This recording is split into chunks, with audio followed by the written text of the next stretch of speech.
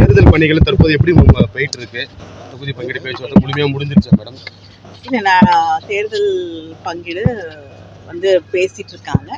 அதுக்காக குழு அமைக்கப்பட்டிருக்கு. அவங்க அதை பேசிட்டு இருக்காங்க. மற்றபடி மற்ற தேர்தல் பணிகள் துவங்கி கூட்டங்கள், பொதுக்கூட்டங்கள் இதெல்லாம் நடந்துட்டு இருக்கு.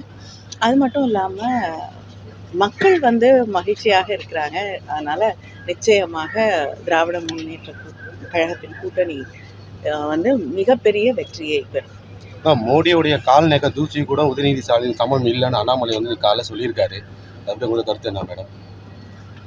இப்படிப்பட்ட பேச்சுக்கெல்லாம் என்னங்க பதில் சொல்ல முடியும்? இது அவர் கொஞ்சம் நாகரீகமாக பேச கற்றுக்கொள்ளுங்க.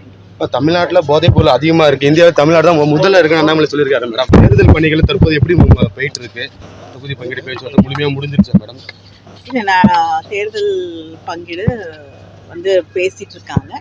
அதுக்காக குழு அமைக்கப்பட்டிருக்கு. அவங்க அதை பேசிட்டு இருக்காங்க. மற்றபடி மற்ற தேர்தல் பணிகள் துவங்கி கூட்டங்கள், பொதுக்கூட்டங்கள் இதெல்லாம் நடந்துட்டு இருக்கு. அது மட்டும் இல்லாமல் மக்கள் மகிழ்ச்சியாக இருக்கிறாங்க.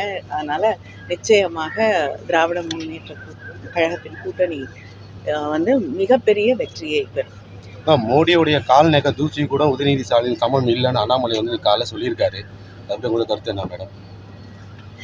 இப்படிப்பட்ட பேச்சுக்கெல்லாம் என்னங்க பதில் சொல்ல முடியும்? இது அவர் கொஞ்சம் நாகரீகமாக பேச கற்றுக்கொள்ளுங்க. இப்போ தமிழ்நாட்டில் போதைப் பொருள் அதிகமாக இருக்குது. இந்தியாவில் தமிழ்நாடு தான் முதல்ல இருக்குன்னு அண்ணாமலை சொல்லியிருக்காரு மேடம். இதுபோன்ற செய்திகளை மேலும் தெரிந்து கொள்ள எங்களது யூடியூப், ஃபேஸ்புக் மற்றும் ட்விட்டர் ஆப்களை சப்ஸ்கிரைப் செய்யவும்.